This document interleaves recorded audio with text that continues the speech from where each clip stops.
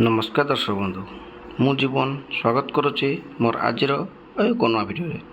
तो दर्शक बंधु पेंशन योजना हिताधिकारी मान गोटे बहुत बड़ अपडेट आसी जहाँकि सरकार तरफ आपको समस्त कहुई कि जो मानकर पेंशन पाँच तो से जदि आधार कार्ड सहित बैंक अकाउंट लिंक करना ताहले आपने पेंशन पाइपर ना।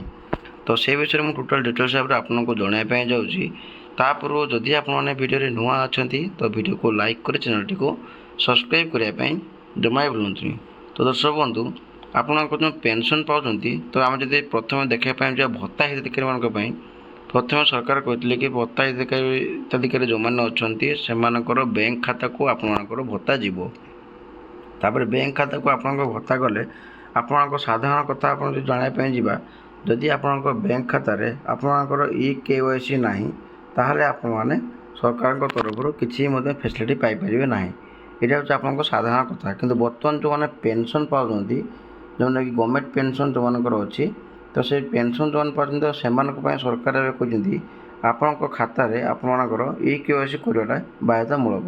जदि आपने EKYC न कर ताहले आपण माने पेंशन टंका आपण खाता को आसब ना। ठीक अच्छे तो चाहते से विषय जाना कौन रही सरकार को बहुत बड़ा अपडेट रही। तो चाहते से विषय में आपको स्टेप बाय स्टेप बुझे दूसरी। देखो ये अपडेट आपंकर आसी कि आज हूँ जून मास 30 तारीख एवं जून मास 7/6 आज आप गोटे ये अपडेट आसी जून मास 30 तारीख में ये कौन लिखाई ना 3.35 लाख पेंशन हिताधिकारी बैंक खाता आधार लिंक नहीं जिलापाल को चिठी कहते सरकार।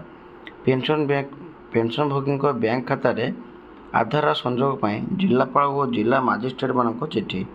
राज्य में एवं भी 3,35,000 अधिक पेंशन भोगी बैंक खाता सह आधार लिंक होना। तो जब आम पूरा डिटेल्स जानापी जावा पेंशन भोगी बैंक खाता सह आधार संजोग जिलापाल और जिला मजिस्ट्रेट चिठी। राज्य में एवं भी 3,35,000 अधिक पेंशन भोगी बैंक खाता सह आधार लिंक होना। एने पदक्षेप नेबाकू सामाजिक सुरक्षा और भिन्नक्षम सशक्तिकरण विभाग पक्षर सबु जिलापाल और जिला मजिस्ट्रेट मान चिठी होती तुरंत आधार बैंक संजोग कार्य संपूर्ण करने को निर्देश दि जाएगी। 2026-27 आर्थिक वर्ष NCP पेंशन बा NSC स्पॉन्सर पेंशन प्लाटफर्म माध्यम आधार भित्तिक पेमेंट व्यवस्था प्रदान करा जिवो। वर्तमान जो पेंशन भोगी माने अकाउंट भित्तिक पेमेंट माध्यम पेंशन पाँच से 3,35,000 अधिक आधार बैंक खाता सह लिंक ना। आधार संजोग न कले NNS स्पर्श प्लाटफर्म पुराना व्यवस्था पेंशन देवा संभव हेब ना। विभाग कही कि यही पेंशन भोगी मध्य अनेक वयस्क और शଯ୍याशायी से बैंक को जाई बैंक खाता सह आधार संजोग करना।